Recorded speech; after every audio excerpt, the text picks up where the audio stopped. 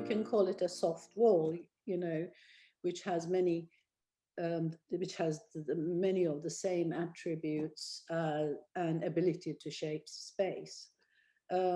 It also defines the atmosphere of space through color, texture, and pattern. So, of course, it can function as an architectural material. It has the additional bonus as well of being flexible and adaptable. Think about Shigeru Ban's house, for example, the Naked House, where he used it as screens and divisions. Another project that he's done, which was a curtain wall house, which he used the fabric as a facade material, basically, wrapping part of the building with fabric. Yeah. So, I mean, of course, there is the famous Mies van der Rohe Tugendhat villa, Lily Reich's use of curtains as, almost partitions, really. So, yeah, I think I would say it is absolutely architectural material. Its relation to interior spaces is it's basically an environmental definer and a modifier. It can shape and transform and enhance, a space. It can manipulate it, it can influence it, it can change the perception of a space and a place. So, it's flexible, it's fluid, it's easy to place and remove, so you can constantly change, refresh it. You don't have to knock it down as such. It has, visual and acoustic privacy. Its softness, texture, tactility. We use it sometimes for masking and concealing. We've done it at Artec.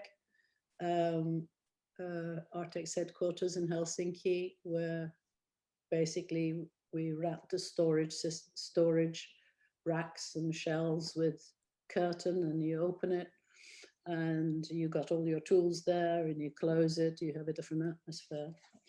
It also has a storytelling aspect to it. In the old days isn't going back to Middle Ages, whatever. Tapestries fulfilled this role of storytelling, but also they were, mobile. Tapestries moved with the king to wherever they were going. So it is kind of. I like that storytelling aspect of it. I think what is sad is that not many architects and designers sometimes use it just as a decorative finish, the finishing touch, decorative finishing touch, and as more like a soft furnishing component rather than its ability to be part of architecture, as can be a primary tool in the creation of a space.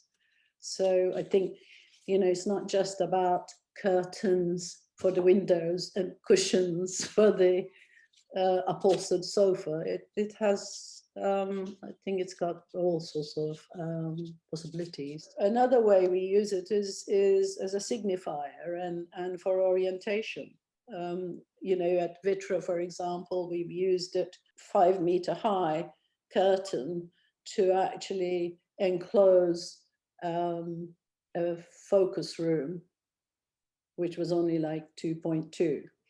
So basically, that when the curtain is closed, somebody's using it, and you can see it at a distance and so on. So I do call it means of orientation. It could be from its color as well, that variety of ways.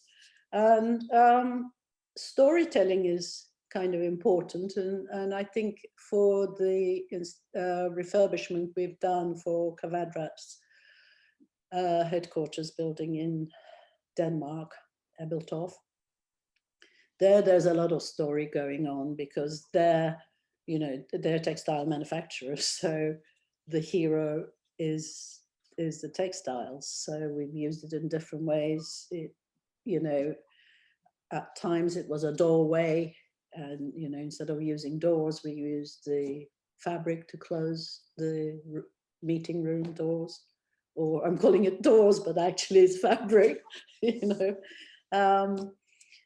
Yeah, I mean, it is used, from the moment you arrive at the headquarters, there is a story going on there with the fabrics. You go into a meeting room and it's wrapped up in curtains, has that lovely seductive, fabrics could pull you in, right? Because it has that depth of field, due to the weaving process, etc. So it is, it does pull you in.